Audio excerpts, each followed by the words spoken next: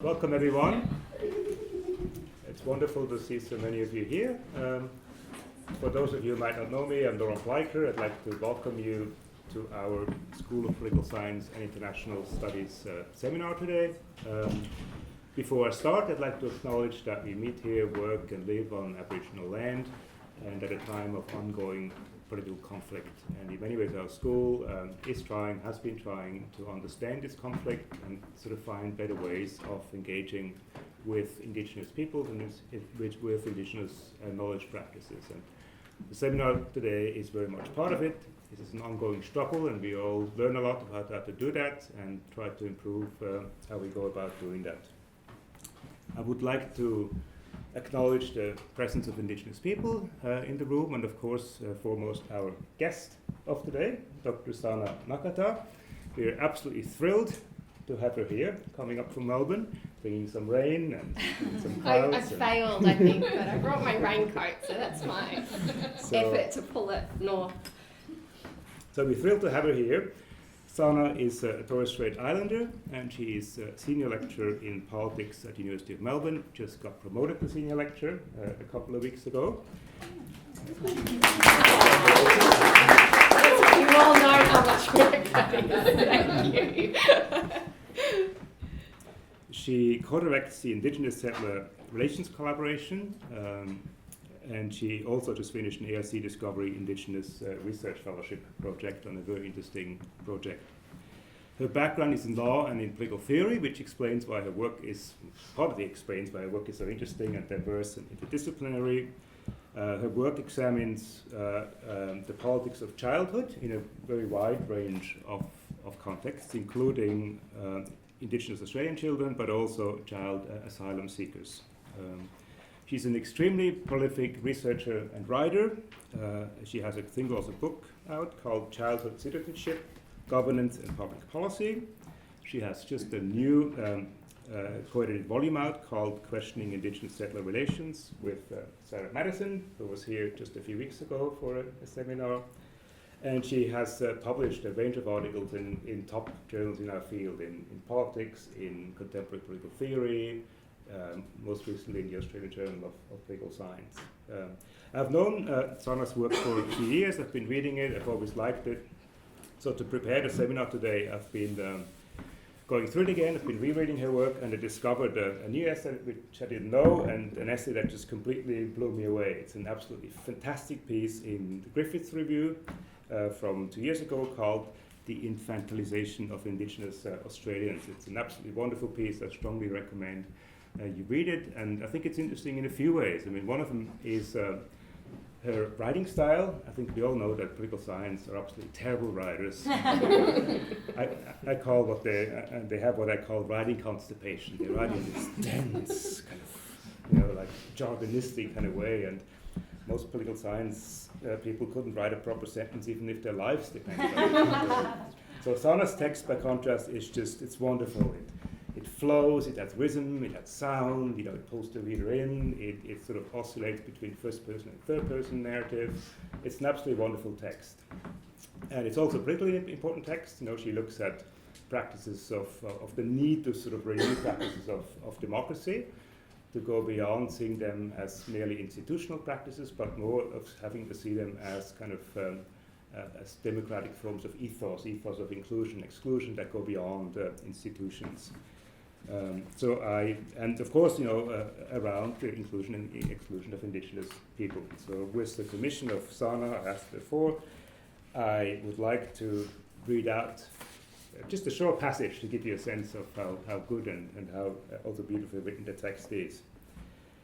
She speaks of the legacies of colonial logic of infantilizing Indigenous people, and she writes in this context: "The stories of our personal lives are more thought after than our intellectual expertise. I understand why some academics envy that, how we can write and publish off the back of simply living our lives. But those academics do not know how we envy them, academics who get to hide behind a name and institutional byline, behind a method for knowing that is not grounded in who we are, who have permission to know as well as permissions to be. So it's I really strongly recommend you read this essay. It's a short essay and it's absolutely wonderful and insightful. And we are thrilled to have her here in person, and we look forward to hearing about her new ongoing research. Thank you, Roland. Thank you everyone for coming out on a Friday afternoon. It's lovely to be here on Mianjin and Yagara's country. And so I want to begin by acknowledging that that's where we meet today, and not just as a formality, and not just in an effort to legitimise my place here, but to acknowledge that there have been many, many generations of Aboriginal and Islander people in Queensland who have sustained their care for and their ongoing political claim to this country. I thank their elders, past and present, for intergenerational care of both country and kin that ensures that it's still possible to exist as a human being and an islander in this country.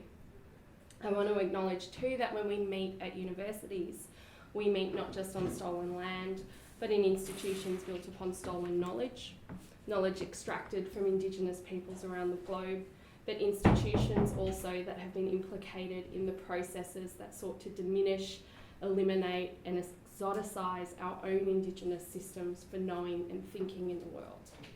In the end, it has done so to the detriment of all our understandings of the world and each other. Come, there's a seat here. Yeah. So thank you for being here. Thanks to the UQ Politics Department and Roland especially for organising. Seminar series are not easy things to pull together. The logistics of interstate and international visitors is not something that happens magically. It all involves work, and I'm very grateful, and I'm grateful also to the Aboriginal and Torres Strait Islander Student Centre that just hosted me for lunch. So thanks to everyone. I am going to be speaking today about a concept developed by American philosopher Jill Stauffer called ethical loneliness. Before I begin formally, I'll just say briefly how I come to this work. So I came to this work after a number of years working on the politics of childhood, finding myself trapped in the kind of post-structural cul-de-sac that I built for myself in my PhD. And I don't want to talk too much about the background of that work, but I found myself looking for some kind of manoeuvre or direction outside of that, beyond that cul-de-sac. One piece of work that I'm not speaking about today that I found helpful for this is Colin Koopman's work in his book Genealogy as Critique, that endeavours to move out of this cul-de-sac through a method of pragmatic reconstruction. The other book that I found really useful for thinking outside of this cul-de-sac is Stauffer's book on ethical loneliness. So I am attempting to think through the ways in which I might bring this piece of work to bear on my own work in how I think about the politics of Indigenous Australian children's lives. So Jill develops a powerful concept in ethical loneliness as a way of attempting to understand the conditions that make moving beyond an unforgivable past possible. Ethical loneliness provides a language for understanding deep injustices that is done to both individuals and also to communities of peoples. Ethical loneliness, she writes, is the experience of being abandoned by humanity, compounded by the experience of not being heard. So to consider the usefulness of this concept for thinking about Aboriginal and Torres Strait Islander childhoods, I ask myself whether or not we can consider these children, our children, my children, of having been firstly abandoned by humanity and secondly of not being heard. And I genuinely ask these as open questions. So why do I think this might be useful? I have spent a lot of time trying to think politically about childhood. That is, to do more than ask questions about what childhood is, or of who children are, what their lives are like, and what rights they ought to have. I am more interested in questions that draw our attention to the ways in which concepts of childhood are contested and shape broader acts and modes of political claim making. I am interested not just in what politics does to the child, but what the child does to politics. And I've examined this most recently with Daniel Ray in an article that considers the work that the figure of the child does in democratic politics, with an attempted recovery of Arendt's concept of natality. Today, I want to also point to Joanne Faulkner's psychoanalytic work on post-colonial childhoods. From this view, she argues that the child is transformed from an object of study or a political subject in making into what she describes as the nation-state symptom. And I quote, "Drifting through the national consciousness as its displaced and sometimes volatile metonym, the child figure represents national ideals as well as the drifts of that ego's detritus. The child," she writes, "presents Australia with its various pasts and potentialities, both wanted and unwanted." So this is informed by a perspective that shows the figure of the child as an ambivalent but necessary foundation for the Australian state. If, as Kant wrote, enlightenment is man's emergence from his own self-incurred immaturity, then the whole project of modernity is cast into a narrative of growing up. Faulkner writes that by the time the British were colonising Australia, Kant had summarised the essence of enlightenment and truncated here. Settler Australia and childhood, as we now understand it, were forged by the same period, shaped by common hopes, aspirations and anxieties. Australia's pathology is its prolonged state of adolescence, an equivocal condition that vacillates between identification with infancy and adulthood. Without engaging the psychoanalytic too much today, it nonetheless becomes clear in Faulkner's work that the child is a paradigm that she describes as both included and excluded. In Australia, it is conceived of as a lost, forgotten, unconscious and untimely mode of being. Childhood does not participate in humanity as a full member. Its partial exclusion is necessary. The child gives sense to the human by displaying its conditions of belonging, and in so doing, it is refused belonging. The child here is both Australian children. She talks about the lost white child to the wilderness in Australian mythology, as well as the emergence of a distinct Australian settler child who is at home in the outdoors and wilderness. But the child in her work is also Australia itself, a colony flung far from her mother, a lost child, a foundling in a savage land. And it is in this context that Faulkner reveals a relation, but not any kind of equivalency, between the growing up of children and the growing up of a nation. And so for me, this points to the importance of being able to think politically about childhood when thinking about the conditions of political life in Australia. Okay. So, before I turn to the first condition of ethical loneliness and ask whether Indigenous Australian children can be thought to have been abandoned by humanity, I want to say two things about the conditions of childhood in Australia further. First, about the intensive governance of Aboriginal and Torres Strait Islander children's lives, and secondly, a reflection on the figure of the child in Australian politics. So, thinking with Nicholas Rose, all children's lives are intensively governed. Indeed, this is the premise that guides my work most broadly.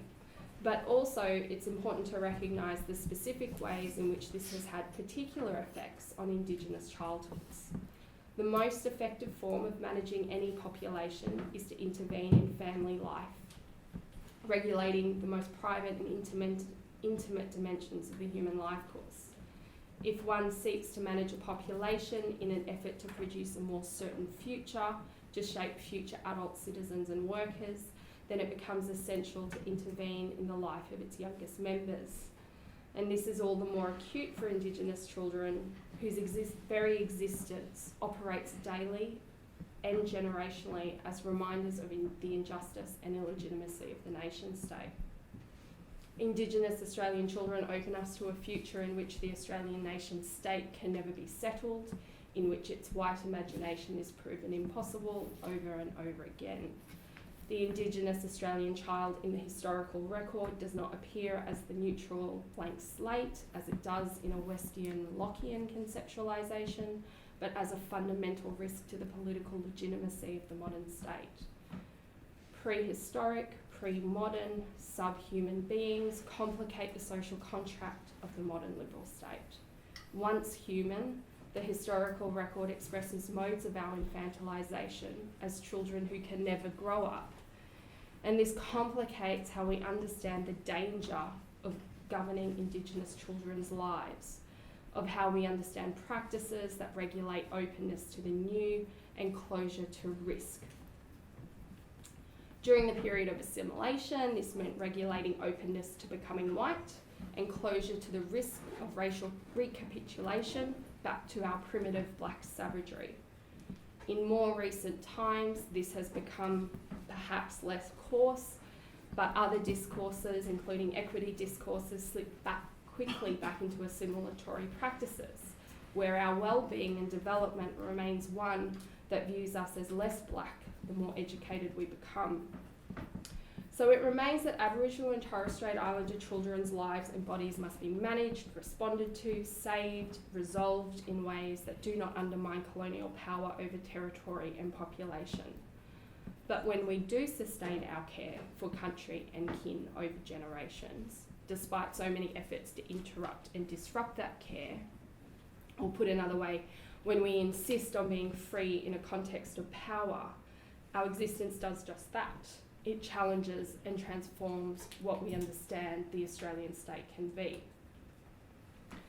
This is the political socialisation that surrounds Indigenous Australian children and that positions us as a problem of the state to solve, marginal, othered, a loose thread, a frayed edge.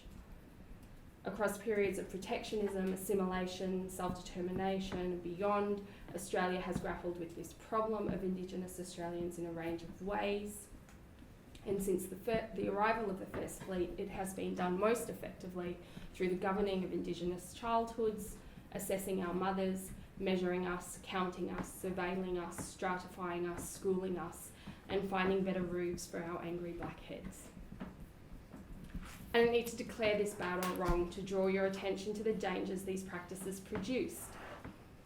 By highlighting this, I am relieved of the responsibility of arguing about comparative health indicators, or neglect notifications, or educational outcomes, and instead am able to direct the conversation elsewhere, to a critical examination of how these practices do more than affect Aboriginal and Torres Strait Islander children. These practices are not just the exercise of state power over our obliterated, powerless bodies. These practices are the formation of relations of power and freedom that we navigate daily. Through these relations, we become who we are: strong, shattered, heartbroken, resilient, determined, enduring, exhausted, proud. And through these relations, Australia has been made possible. There are empirical ways to account for these kinds of governing practices and the effects that they have. There are numbers, all sorts of numbers. The 20-odd thousand Indigenous children who were in out-of-home care overnight and not in the homes of Indigenous families, most of whom were not in the homes of Indigenous family. There is the yawning distance between difference-blind legislation, well-intended policy, and the racist practice and implementation of those. This is important empirical work, but it's not my work. I'm not here to re-describe the problem of Indigenous affairs in Australia.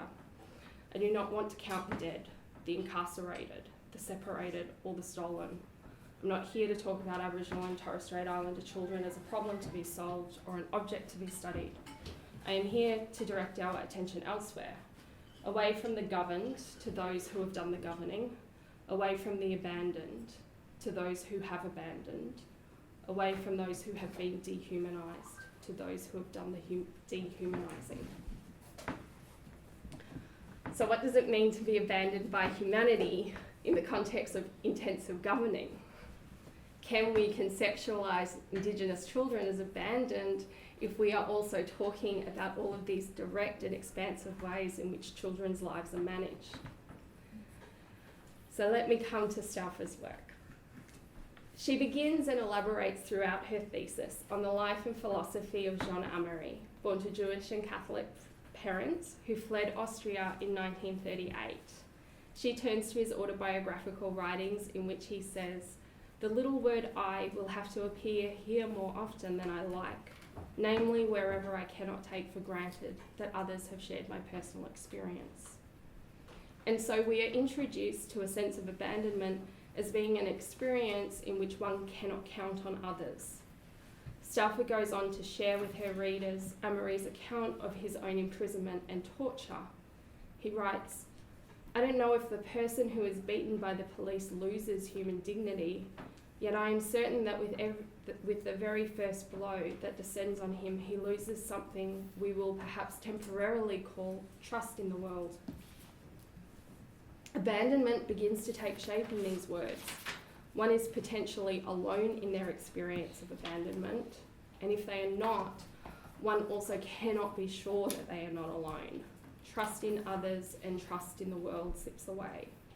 Abandonment exists not just in the fact of its practice or in the absence of others, but in the fear that you have probably been abandoned. So there is, alongside the physical violence and human isolation that Amery suffers, a profound sense of loss of individual sovereignty and a despair of all help. The despair of the possibility of help, a loss of faith and trust in the recognition that one's own humanity might yield some mercy, some rescue or recovery, characterises the abandonment that conditions ethical loneliness. There is dehumanization in this, but it is the physical and existential violence that this dehumanization yields that makes us alive to ethical loneliness. Amery's life is not the only story that guides the development of Stauffer's concept. She recounts the experience of Mrs. Charity Condell, whose son Sizwe was killed by South African police in 1980, and whose death was processed by the South African Truth and Reconciliation Commission. She writes of Mrs. Condell's experience that she did not only lose a son, she lost the sense that she could expect that she and her loved ones would be protected from harm. She also lost the security of living in a community where she could trust that if she were to be harmed, she would be helped and her harms recompensed. Like Amery, she lost the sense both that she could expect just treatment and that she would be offered help if treated unjustly. She lost a world, Stauffer writes, and so she lost some of the conditions necessary for coherent self-formation. In Amery's life, Mrs. Condell's grief and Stauffer's work, we become intimately compassionate toward the human body and mind. But our attention is called powerfully to the abandonment of that being. And in calling our attention to abandonment, we are called upon to reckon with the absence of those human beings who could render help and hope possible, but do not. Dehumanization here is not just something done to a human being, it is done by a human being who could have rendered help and hope possible to another human life, but chose not to. Amongst this is a powerful provocation of sovereignty and dependence in the human condition that I haven't fully made sense of in the Indigenous case, because sovereignty is obviously a whole thing on that. But she writes, and I think this is interesting, that if dehumanization destroys in a human being the capacity to expect help or just treatment, then part of what we take humanity to encompass is that the expectation of help or just treatment should be rewarded. That means that even beings who call themselves sovereign should know that they will need the help of others if that sovereignty is to be meaningful.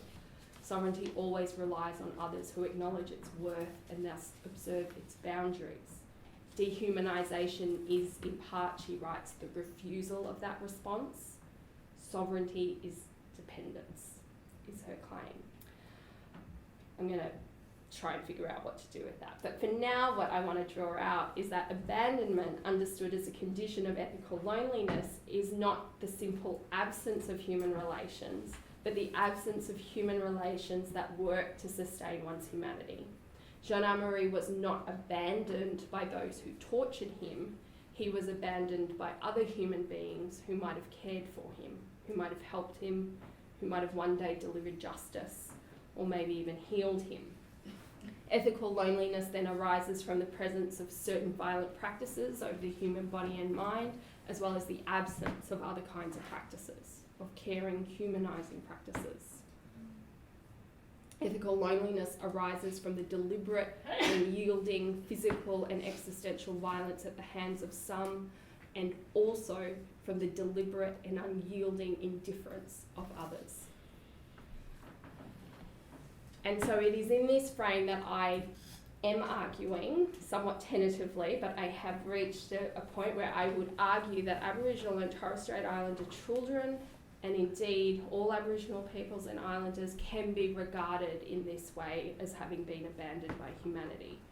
Even in the historical moments that humanity has professed to save us, even in the contemporary moment in which our lives remain among the most highly surveilled and governed in the state, I can express a sense of abandonment, not because there is an unyielding violence, not only because there is an unyielding violence prosecuted against us each day, but because there has also been a sustained loss of faith and trust that justice and healing will ever be forthcoming. The second component of Stauffer's concept is that abandonment, ethical loneliness, arises from abandonment being compounded by the injustice of not being heard.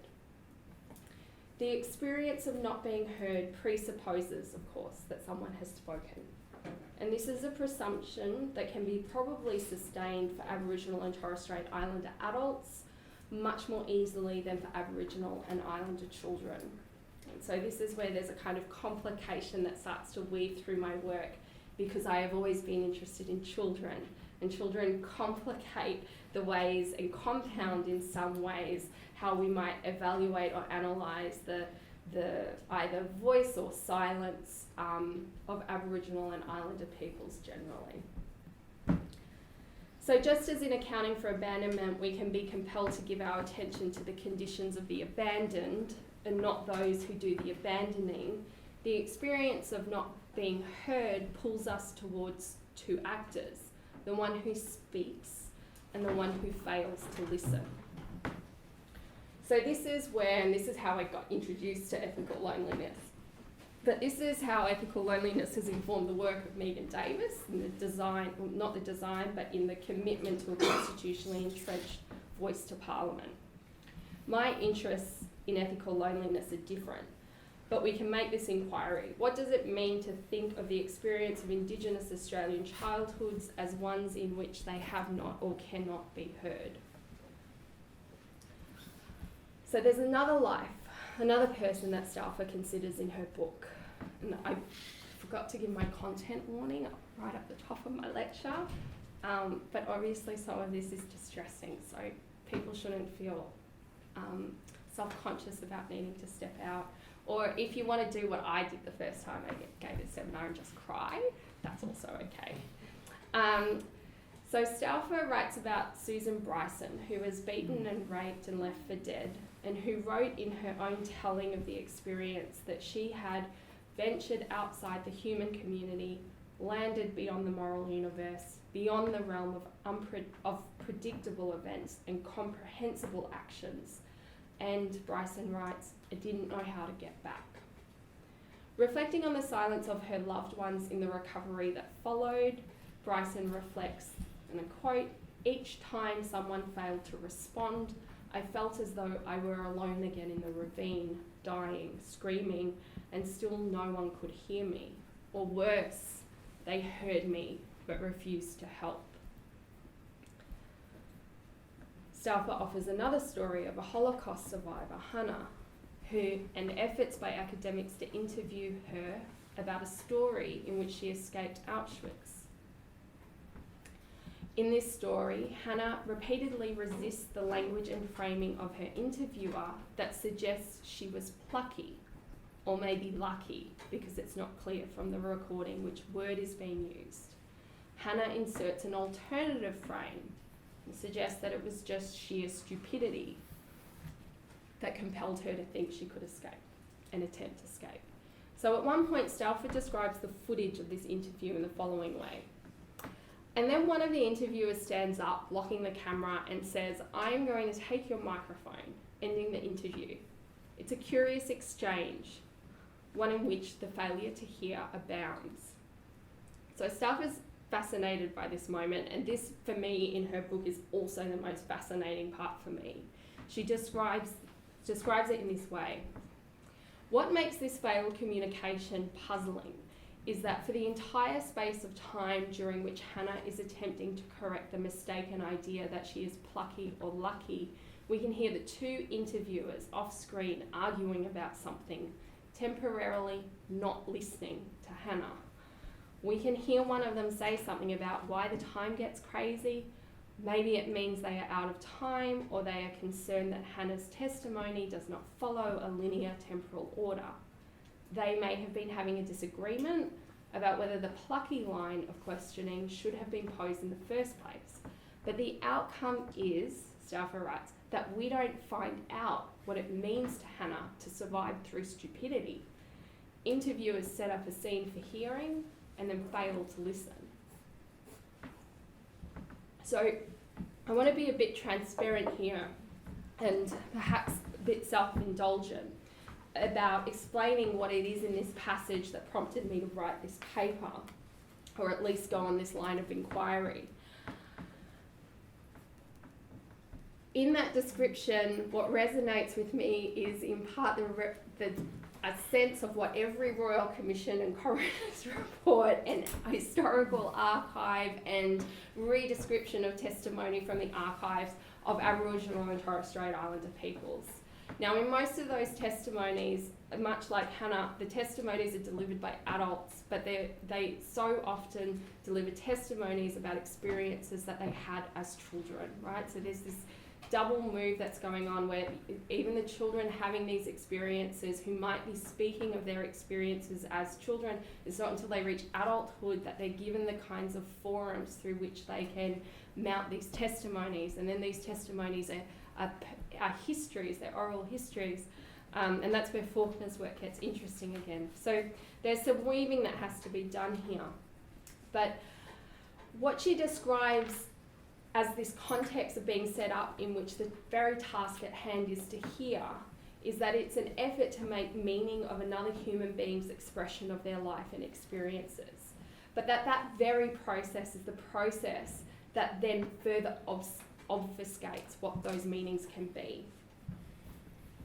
So, even in the context of my own Islander childhood, my unabused, non-neglected, relatively free, relatively easy, relatively privileged childhood was like, of being presented so often with the opportunity to speak, of being asked to share my experience, of being an object that others desires to make sense of me, however, whether charitably, benevolently, over and over again, was always to then be left feeling fundamentally misunderstood, to have always been, despite all of those platforms, of feeling misheard. So when I think of the thousands upon thousands of recorded testimonials in government processes like royal commissions and coroners' reports and court transcripts and other written documents that exist across the archives in this continent, I think a lot of the voices who have spoken, and spoken specifically of their childhoods, of the memories of being separated from their mothers and their country, of the profound violences endured and witnessed, and not just Indigenous settler violence, but the lateral violence produced within communities. And for what? It's not like we can't know these histories. It's not like we can't listen to these voices. So again, Megan's work on constitutional structural reform responds in a way that attempts to structure the conditionings for listening within political decision making. That's what the constitutional entrenchment of consultation on the race power in section 122 does. That's the way that she responds within the political and legal institutions of the state to consider how you deal with the fact that we speak in a country not willing to listen well. even having learned your language, the English language, still the state cannot hear us. So it's at this point in this seminar where I've delivered it previously that I've introduced some examples of the recorded experiences of Aboriginal children's trauma and violence. And I've chosen today not to present them here because I was just saying to Liz earlier, I'm still grappling with the responsibilities that go around reproducing and reperforming these moments in the academy. On the one hand, I think we need to hear it, particularly if we're talking about what it is we need to do to listen well. And reading aloud, graphically confronting and emotionally distressing testimonial might be part of that. But then I'm not sure that that is the task of listening well.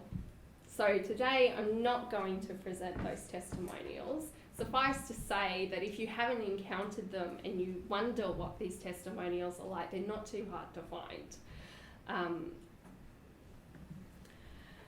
Today the point I'm wanting to make is simply that the possibility of being able to hear childhood is not uncomplicated. In some ways, this question mark that hangs over our capacity to listen well to children and their experiences of childhood is the one that I've carried all my life and into my work.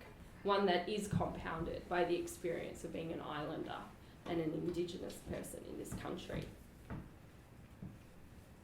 In my work to date, I've grappled with this disjuncture between children's lives and Indigenous people's voices and Indigenous children's voices, where and how they do exist, as a problem of representation.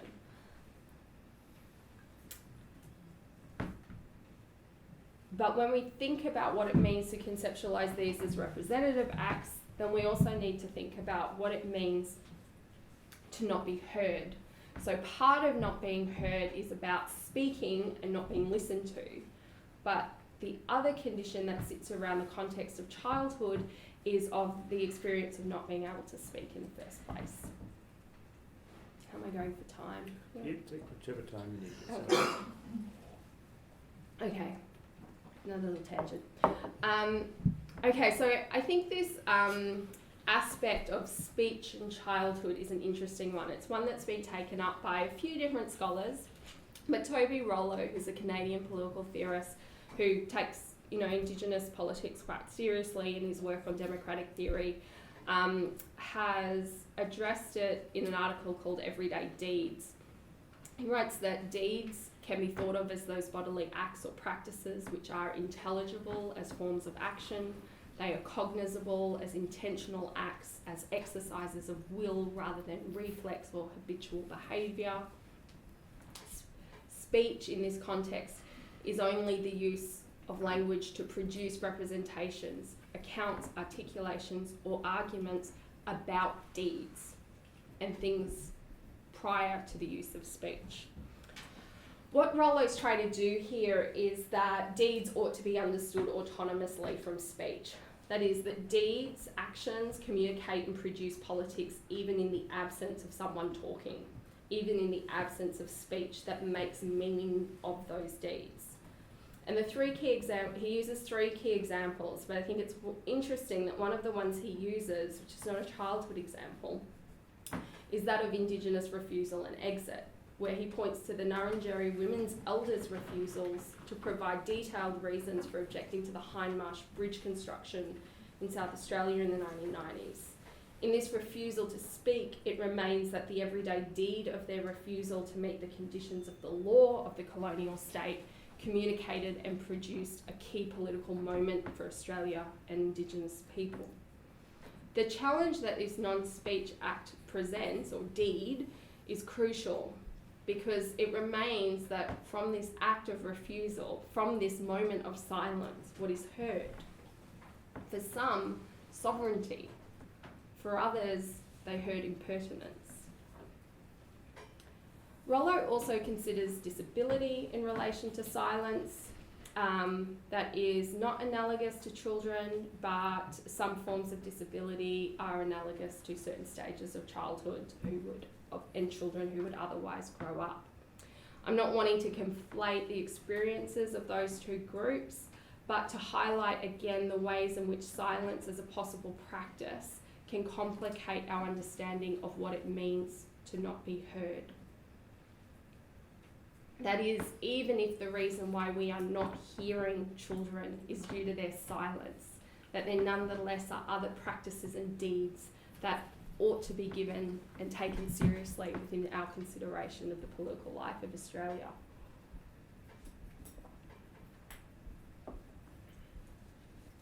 One of the ways I have been reflecting on silence in the context of my broader project in this paper has been around the decision of people to complete suicide. The suicides of young people cut deep because it takes a voice and a life, a new human being from the world, permanently, a human being who will never exist again. And I think I could theorise suicide through ethical loneliness and natality, but that's, I think, wouldn't necessarily add much weight to what I'm trying to do with it here. Instead, what I would like to do is think about the compounding silence surrounding young Aboriginal suicide deaths and the work of Professor Tracy Westerman, a NUML clinical psychologist from the Pilbara, who wrote of the deafening silence of the Australian public in response to these deaths earlier this year. She writes, "The deafening silence across this country following the latest coronial inquiry into the suicide deaths of 13 Aboriginal people in the Kimberley extended beyond the usual non-coverage by the mainstream media, with our political leadership remaining silent, ignoring the intolerable pain of these young people who saw death as their only option. Contributing to this invisibility was the fact that mainstream media reporting was non-existent on these tragic deaths. Young Australians filled with so much despair, they took their own lives. No headlines of distress or compassion, no call to action to look deeply within ourselves, within our society, within the systems that have contributed to such intergenerational devastation. Just silence."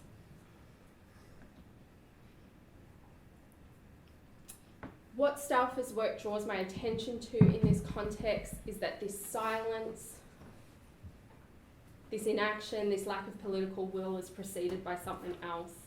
The failure of Australians to listen well to Aboriginal and Torres Strait Islander people, underscored by the failure of most adults to listen well to children. But in this particular form of there is the silence of the government's response in the mainstream media, and there is also the silence performed by suicide itself, the silencing of a voice that will never exist again.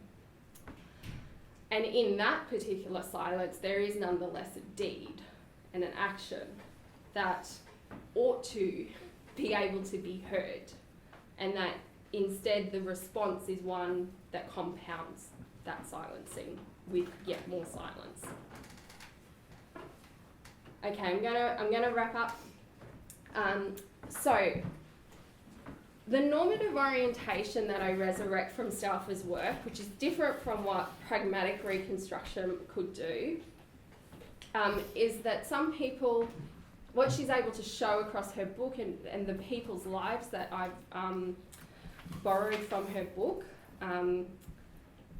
is that some people are able to find their way back from ethical loneliness, either through acts of personal or social historical revisionism, acts of forgiveness and such, individual and national, right?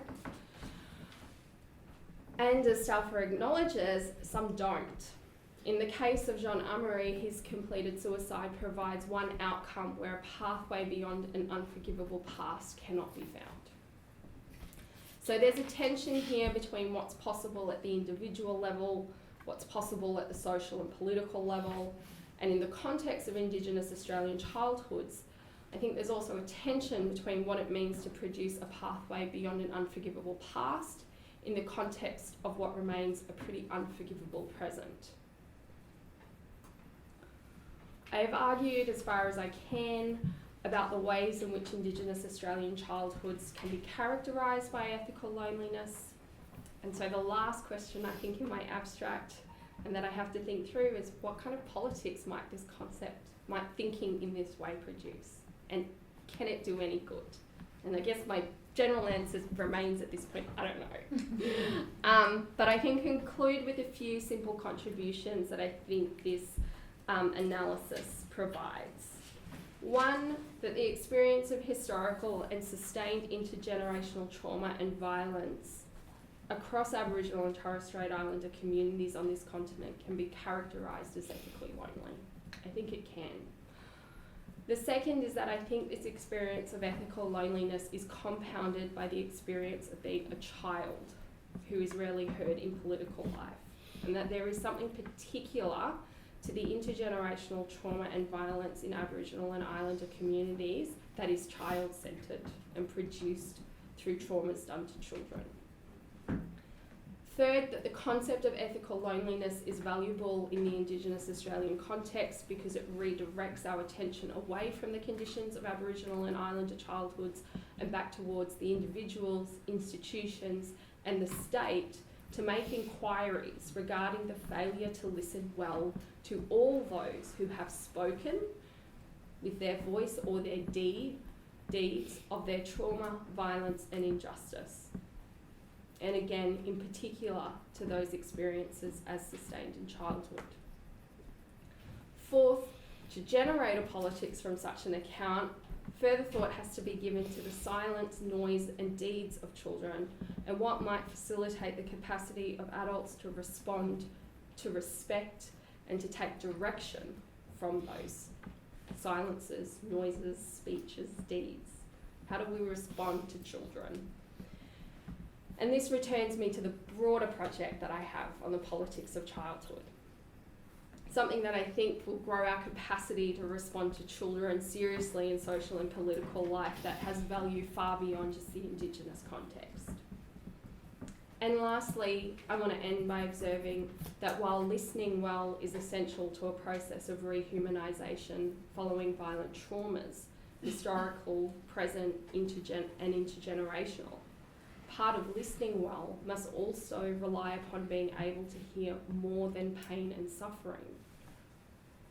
We have to learn to hear all the joy and the laughter, this is where I cried last time, and the stories and the song lines and the music and the love that sustains Aboriginal and Islander humanity through the unforgivable. Thank you. Thank you.